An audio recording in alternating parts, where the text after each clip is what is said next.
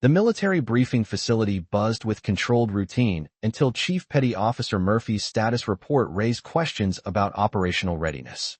"Run another security check, Operations Chief Martinez," he commanded, doubt clear in his voice about the protocols. The unremarkable woman in standard civilian jacket sat quietly near the observation area when a sudden movement caught her jacket on the chair back, and one detail that changed everything became visible to the room. The effect was immediate. The contractor's briefing materials scattered to the floor. Senior SEALs froze at their positions and faces drained of color throughout the facility. No one had expected to see the Trident insignia sewn inside her jacket. No one had expected the quiet civilian observer to carry the mark of naval special warfare. No one had expected the truth. From which city in the world are you watching this video today? If this story captivated you, please consider subscribing. We share powerful stories of unsung heroes every week. The military briefing facility operated with the intense focus of elite operations and muted tactical conversations. Banks of monitors cast blue light across concentrated faces, illuminating operational screens dotted with classified mission markers and red security alerts. The air carried the scent of coffee and electronic equipment, mixed with the tension that came with planning high-stakes operations. It was 1,300 hours on what had begun as a standard afternoon briefing at Naval Special Warfare Command Pacific, located within the secured compound at Coronado Naval Base. Civilian contractor 3rd Class Diana Walsh sat at her assigned observation position, deliberately unremarkable in her standard navy blue civilian jacket and basic visitor credentials. Her blonde hair was pulled back in a simple style, no visible identification except for a temporary contractor badge. Late 30s, with an alert face that spoke of careful observation rather than military authority. Her blue eyes moved constantly between briefing materials and tactical displays, while her presence demanded nothing from the operational intensity around her. To a casual observer, she might have been any contractor, a recent hire from defense consulting perhaps, or another face in the endless rotation of civilian support personnel. She occasionally made notes on a standard notepad, her handwriting clean and efficient. Unlike the SEALs and senior staff who filled the facility with their warfare pins and operational credentials, she wore no visible markers of military service or specialized training. Just a contractor, it seemed, with basic clearance and an assignment to observe routine operational briefings. The current mission involved coordinated maritime operations in hostile waters for strategic objectives. The briefing had proceeded through standard phases: intelligence assessment, tactical planning, and now final preparation before mission authorization. Operations Chief Williams, a veteran SEAL leader with something to prove, managed the briefing protocols with practiced precision, moving between workstations and checking operational status throughout the command center. The mission parameters had established execution requirements that required careful coordination, Williams explained to the commanding officer, his voice carrying across the briefing floor. The decision to accelerate mission timeline created complications for standard preparation procedures. Commander Harrison sat focused at the command console, his face a careful mask. A distinguished naval special warfare officer with 18 years of elite operations experience. He looked somehow troubled in his desert camouflage, as if the weight of the pending mission had physically tensed him over recent hours. Diana watched it all, her expression revealing nothing. Only the occasional shift in posture during certain tactical discussions suggested any emotional response to the operational planning. When the commanding officer called for an observer assessment, heads turned in mild surprise as Diana raised her hands slightly from her position at the observation station. Contractor Walsh has been monitoring operational preparedness, Operations Chief Williams announced. She may have additional evaluation of mission readiness. She moved toward the main briefing area with a deliberate precision that seemed at odds with her civilian contractor role. Something about her bearing, spine straight, steps measured, attention focused, caught the notice of a battle-hardened Master Chief seated near the tactical displays. He frowned slightly, studying her with newfound interest. Commander Harrison, sharp-eyed and methodical, watched her with narrowed attention as she prepared her operational assessment. The commander was known for his no-nonsense approach to mission security and tactical protocols. Today, he wore his authority like a burden, Is uniform crisp despite the afternoon briefing schedule? Please state your assessment findings for the record, instructed Commander Harrison. Civilian contractor 3rd Class Diana Walsh, operational analysis specialist, she replied. Her voice was soft but clear, her professional bearing perfect. Operations Chief Williams began his questioning, and Diana's responses were factual and precise, but delivered in such a measured, quiet tone that Commander Harrison soon grew visibly impatient. Several times, the briefing recorder had to ask her to repeat her statements. Contractor Walsh, Commander Harrison finally interrupted. The entire operational team needs to hear your assessment clearly. Please speak up. Yes, Commander, Diana responded, barely raising her volume. Operations Chief Williams continued. Contractor Walsh, can you explain your evaluation of our operational readiness status? I've been conducting standard observation procedures and monitoring tactical preparedness according to established contractor protocols, she replied, her voice still frustratingly soft. I've identified several factors that affect mission capability based on current operational parameters. And what were your findings during observation procedures? I determined that tactical systems respond normally to standard operational testing. I also noted significant coordination patterns that indicate potential strategic considerations. Did you document these observations? Yes, I logged all tactical assessments and attempted capability analysis through available operational specifications. Was this analysis reviewed by command staff? It was not forwarded beyond my immediate contractor supervisor. The facility security officer, Lieutenant Sarah Torres, approached for additional questioning with a skeptical demeanor. Tall and professional with short brown hair that lent her an air of authority, she moved with the confidence of someone accustomed to challenging questionable contractor assessments.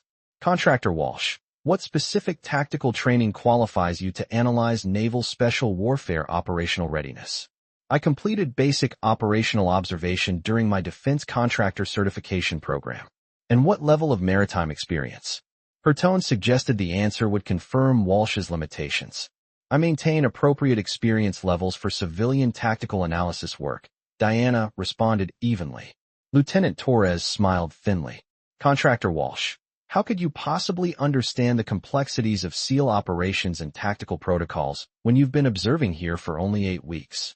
Something flickered across Commander Harrison's face. A brief shadow of recognition quickly suppressed. He studied Diana more intently now. Objection to characterization, Operations Chief Williams called out. Contractor Walsh's operational assessments should be evaluated on merit. Sustained, Commander Harrison replied, his eyes never leaving Diana. Lieutenant Torres adjusted her approach. Let me rephrase. What specific experience do you have with maritime special operations in combat environments? Diana paused before answering, her eyes briefly meeting those of the battle-hardened Master Chief near the tactical displays.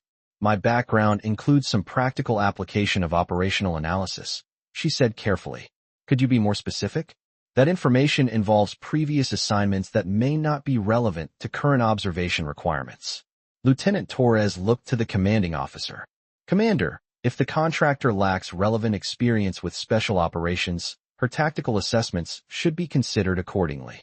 I'll allow the line of questioning, Commander Harrison ruled. Contractor Walsh, please provide more detail about your relevant experience. Diana's expression remained neutral. My previous operational experience involves classified military programs. How convenient, Lieutenant Torres remarked dryly. So we're expected to trust your tactical assessments without knowing your actual qualifications to evaluate SEAL operations? I'm reporting on operational observations I made using established contractor protocols. As the questioning continued, Diana responded with increasingly precise details about special operations, tactical procedures, and mission protocols that made several senior SEALs in the facility exchange glances. She referenced specific maritime techniques, operational procedures, and tactical command structures that seemed beyond the knowledge base of a standard contractor. When shown tactical operational diagrams, her eyes lingered on them a moment longer than necessary, her composure wavering almost imperceptibly before returning to professional detachment. Do you recognize these operational protocols, Contractor Walsh? Lieutenant Torres asked. Yes, they represent the tactical procedures I've been observing for readiness assessment. And your analysis of these protocols proved to be, what exactly? The operational observations you made about mission readiness. How does that affect current planning? Diana's voice remained steady. The tactical analysis I conducted indicated operational protocols that weren't reflected in current mission evaluations. My observations about readiness standards were documented in my contractor reports. In the briefing facility, the older Master Chief with multiple combat decorations watched Diana with growing intensity, his brow furrowed in concentration as if trying to place a half-remembered face from operational briefings. The afternoon hours passed as Operations Chief Williams returned for follow-up questions, asking Diana about specific readiness requirements for the current mission. Can you explain the standard protocols for supporting a maritime operation of this nature? Williams asked. The operational team would have established primary and secondary tactical procedures with mission oversight, she explained, her voice still frustratingly soft. Standard protocol requires verified operational capabilities and clearance confirmation at predetermined tactical levels. And if those procedures were insufficient or compromised, the backup operational response would proceed using alternative tactical methods after primary assessment was evaluated, utilizing specialized mission protocols on confirmed strategic objectives, she explained with a level of operational precision that raised eyebrows among the SEAL team members present. Commander Harrison leaned forward, his patience visibly wearing thin.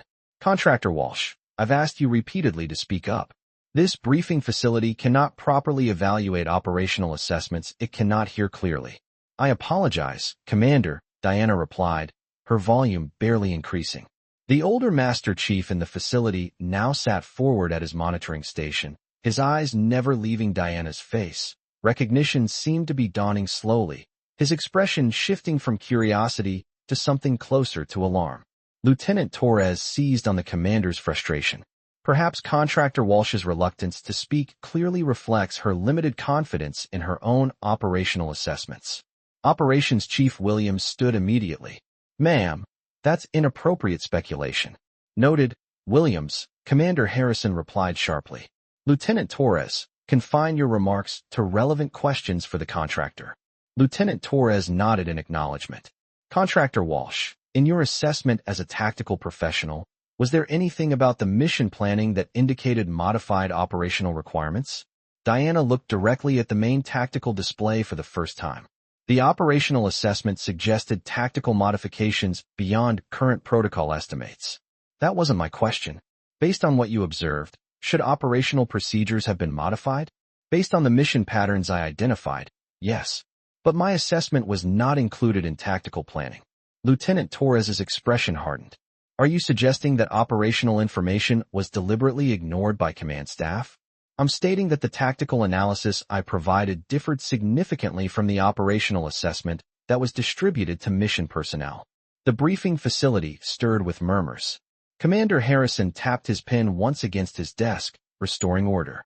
Contractor Walsh, Commander Harrison said, his voice tight, with growing impatience. You'll need to explain that assertion clearly and audibly for the operational team. What specifically was different about your analysis? Diana paused, her eyes scanning the briefing facility briefly before returning to the commander. When she spoke, her voice remained soft, forcing everyone to lean forward to hear.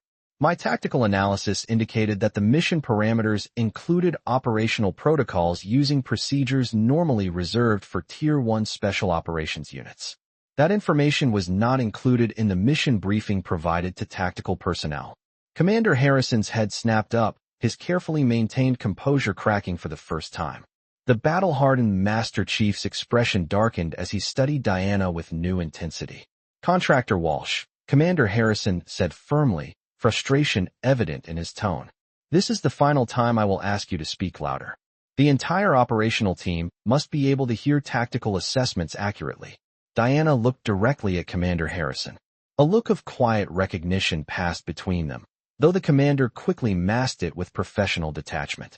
The veteran Master Chief in the facility was now gripping his monitoring station, his knuckles white. Commander Harrison finally interrupted with visible impatience, leaning forward at his command console. Contractor Walsh, we don't have all afternoon.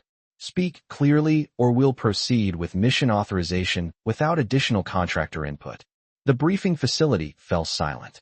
For the first time since beginning her assessment, Diana looked directly at Commander Harrison.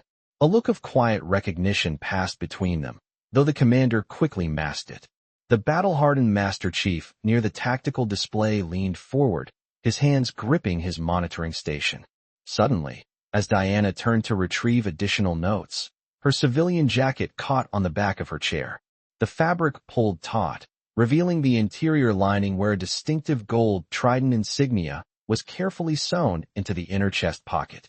The moment several SEALs spotted the Naval Special Warfare pin, the atmosphere in the room transformed completely. The effect was immediate and electric. Commander Harrison's pin fell from his fingers, clattering loudly on his desk.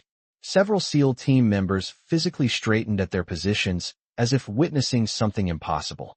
Lieutenant Torres's face drained of color.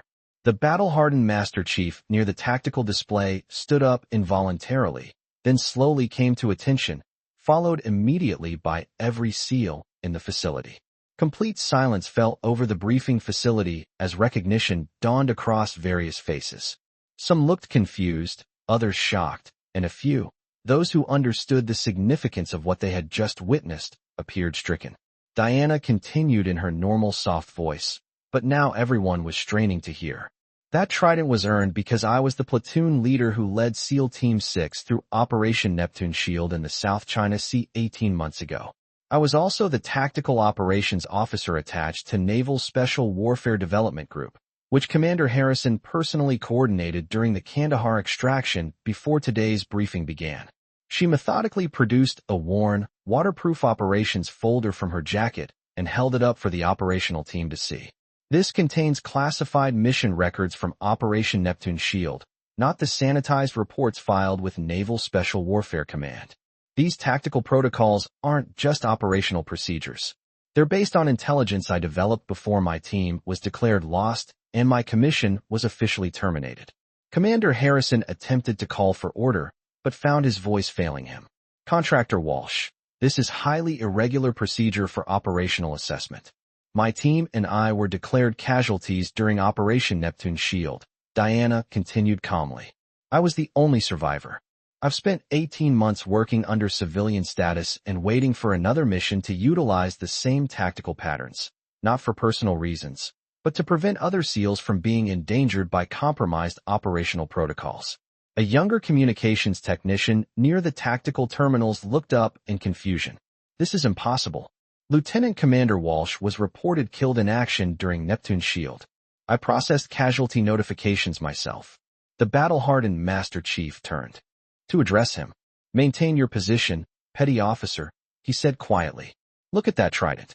Naval Special Warfare pins aren't issued to deceased personnel. Diana opened her operations folder to reveal mission plans, tactical records, and classified documentation. My team was eliminated because we discovered Admiral Rebecca Stone was facilitating intelligence transfers to hostile forces through a network of compromised contractors, the same network that provided the false operational intelligence leading to my team's destruction. The briefing facility erupted into controlled chaos. Commander Harrison tapped his pen repeatedly on his desk, finally restoring some semblance of order. His face had lost all color, and his hand trembled visibly. This briefing facility will pause current operations for 30 minutes, he declared, his voice unsteady. But before anyone could move, Diana spoke again. With respect, Commander, this mission profile contains the same intelligence vulnerabilities that destroyed my team. I've waited 18 months to speak. But current operations are proceeding with compromised intelligence that could endanger SEAL lives. Commander Harrison slowly leaned back in his chair, his authority visibly shaken. He nodded once, a gesture of reluctant permission. Operation Neptune Shield was classified above top secret, Diana continued. Our mission was to establish secure maritime infiltration routes that could operate without risk of hostile detection. We created tactical protocols and operational measures that represented the most advanced special operations available. What we discovered was that Admiral Stone was providing our mission specifications to hostile forces through a sophisticated espionage operation with tactical records linking directly to enemy naval commands. She turned her operations folder and removed an encrypted intelligence drive. This contains mission plans, tactical algorithms, and operational protocols. We transmitted this evidence before we were compromised. That transmission was intercepted and our extraction point was destroyed. Our team was left to die. Lieutenant Torres stood, her voice hollow. I received direct confirmation from Admiral Stone that Neptune Shield team had been confirmed Kia. The operation was terminated due to intelligence breach circumstances. We weren't dead, Diana said simply. We were very much alive and requesting immediate extraction. I heard your voice on the tactical frequency, Lieutenant Torres. You sounded confused, but you relayed the termination order. Operations Chief Williams approached Diana cautiously. Lieutenant Commander Walsh, if what you're saying is true, how did you survive? And why assume civilian status for 18 months? Diana's composure never wavered as the facility remained in tactical suspension. I survived because I was separated from my team during the final extraction attempt. I was wounded, unconscious, presumed dead along with the others. Friendly forces found me and kept me hidden while I recovered. By the time I was functional again, the official story was established. My team was dead, the operation had been compromised, and Admiral Stone had been promoted to Pacific Fleet Special Operations Oversight. She looked around the briefing facility, meeting the eyes of several senior SEAL team members. I needed time to gather evidence that couldn't be easily buried again. I needed to understand who knew about the intelligence transfers and who was simply following compromised orders. Most importantly, I needed to make sure no other SEALs would die because of the same operational failures that destroyed my team. The battle-hardened Master Chief approached the central briefing area. Commander, request permission to address the operational team. I am Master Chief Frank Rodriguez, SEAL Team 3. I was the senior enlisted advisor for the Neptune Shield operation. He turned to face Diana. Lieutenant Commander Walsh was one of the finest tactical officers I ever served with. If she says her team was betrayed, I believe her without question. Lieutenant Torres interjected. This is all highly dramatic, but it has no direct bearing on current mission operations. Maritime operations proceed according to established tactical protocols, not some conspiracy from months ago. They're connected, Diana replied as the Trident remained visible in her jacket lining. The intelligence being used here includes the same operational vulnerabilities from Neptune Shield that hostile forces exploited. Current operations are proceeding with compromised specifications. History repeating itself. Different mission, same betrayal, same source. She pulled another document from her folder. This is an intelligence summary showing that my team reported operational vulnerabilities directly to Admiral Stone 6 times before our extraction was destroyed. We were told explicitly that questioning tactical protocols would compromise critical missions. We weren't being insubordinate. We were trying to protect SEAL lives. Commander Harrison studied the document, his operational leadership demeanor cracking further. These intelligence reports weren't included in the tactical briefing I received for today's mission evaluation. Because they were deliberately removed, Diana said, just like current operational assessments are being modified to hide ongoing intelligence transfers. And just like the evidence was removed from Operation Neptune Shield after my team was eliminated. The briefing facility had grown absolutely still despite the continuing operational preparations. Every person present was aware they were witnessing something extraordinary. Even the tactical technicians had stopped their routine monitoring, staring at Diana with undisguised astonishment. Operations Chief Williams approached the command console. Commander, in light of this new intelligence, I recommend immediate review of mission parameters and potentially aborting current operations pending security assessment. Commander Harrison nodded absently, his attention still fixed on Diana as the facility remained in operational suspension. Granted, all mission operations will implement enhanced security protocols immediately. He paused, then added, Lieutenant Commander Walsh will remain under protective custody until these matters are resolved. As staff began coordinating the operational changes, Diana spoke again. There's something else you should know, Commander. She removed a final document from her folder. This is the original authorization for Operation Neptune Shield with your signature from when you served as Task Force Commander. And this, she produced another paper, is the termination order that condemned my team. The authorizing signatures don't match. Commander Harrison took both documents with trembling hands. Someone forged my signature on the termination order, he whispered, shock evident in his voice. Yes, Diana confirmed. You've been carrying responsibility for a decision you never made. The termination order came directly from Admiral Stone's office.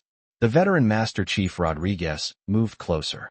I always questioned why you would terminate that reconnaissance operation, Harrison.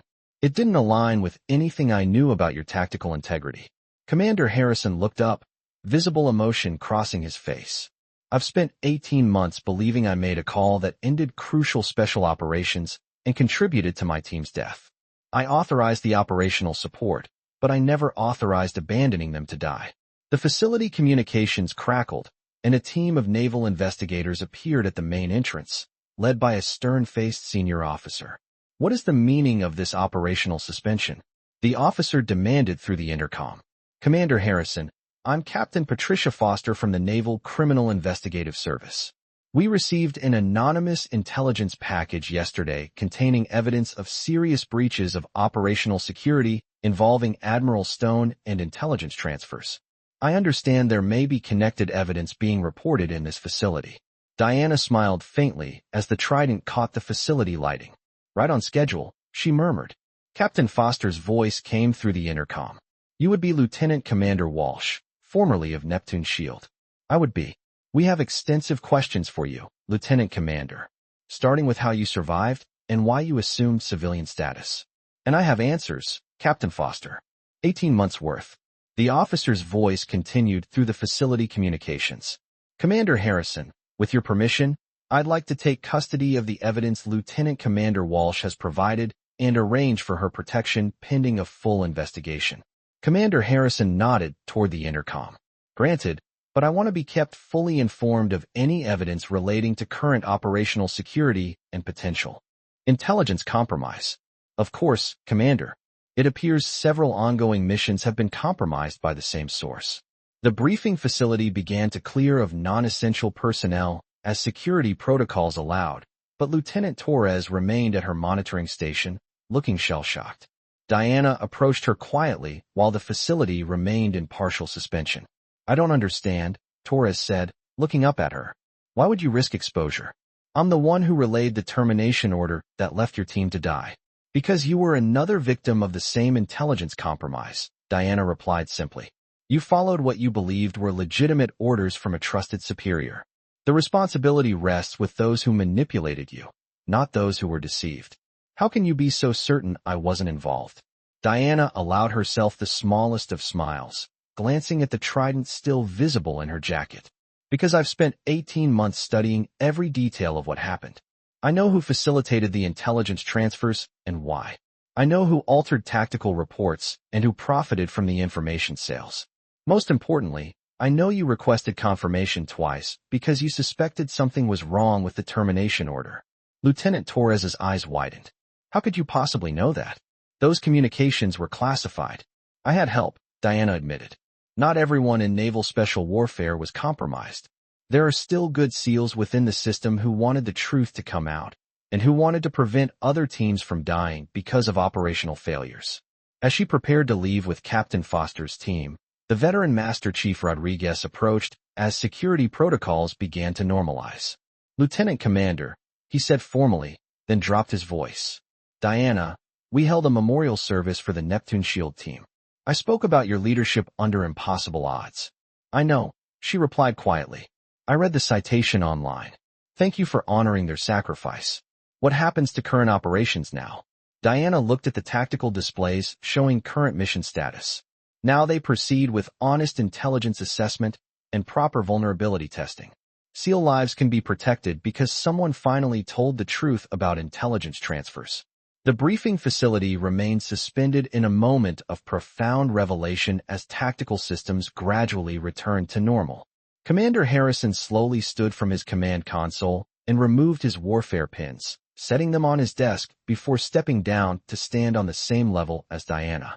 This facility recognizes Lieutenant Commander Diana Walsh, presumed killed in action, recipient of the Navy Cross, he announced formally, his voice carrying a weight of regret and respect.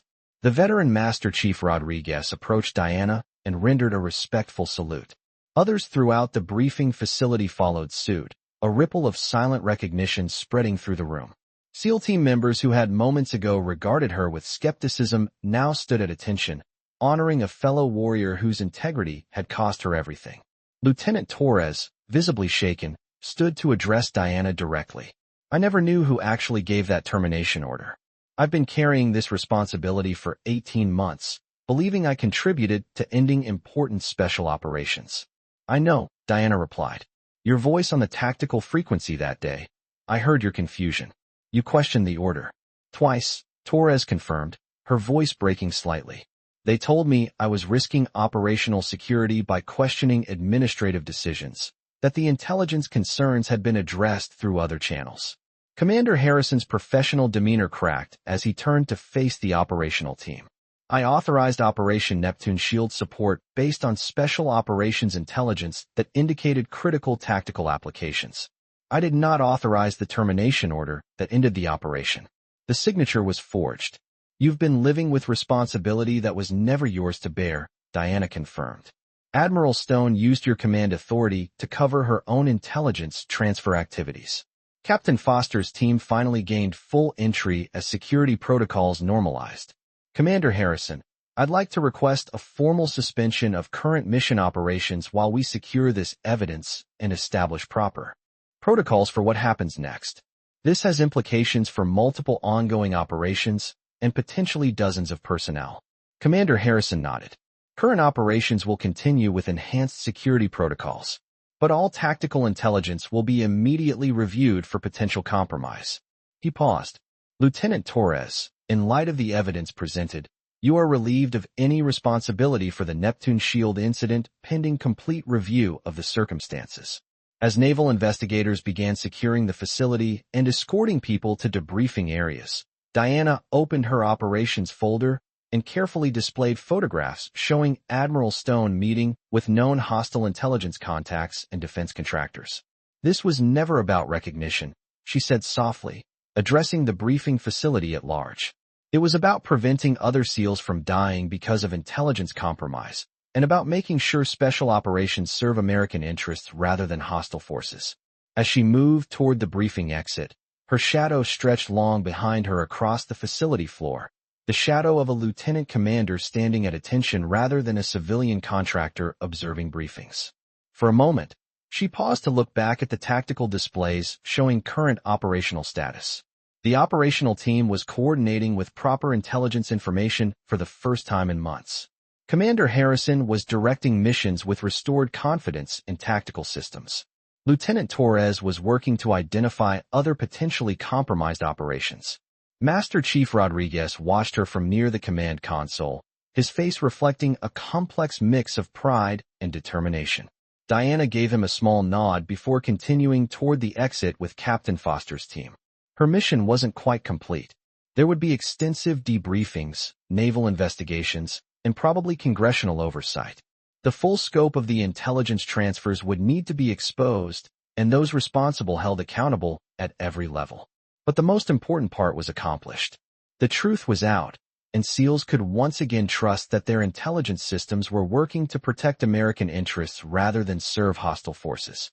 As she reached the briefing facility exit, a naval security officer approached.